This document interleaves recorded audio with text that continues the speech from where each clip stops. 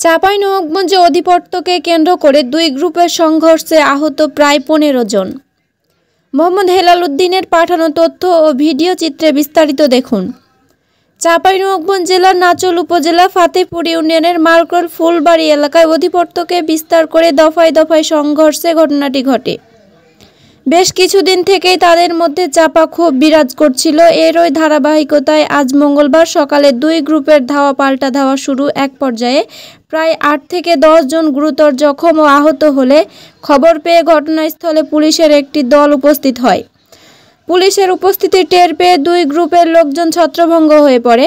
পরে পুলিশের সহযোগিতায় স্থানীয় এলাকাবাসী আহতদের উদ্ধার করে উন্নত চিকিৎসার জন্য চাঁপাইনবাবগঞ্জ 250 শয্যা বিশিষ্ট জেলা হাসপাতাল ও রাজশাহী মেডিকেল কলেজ হাসপাতালে নিয়ে যায়। ঘটনার সূত্রপাতকে কেন্দ্র করে ওই এলাকা জুড়ে থমথমে অবস্থা বিরাজ করছে।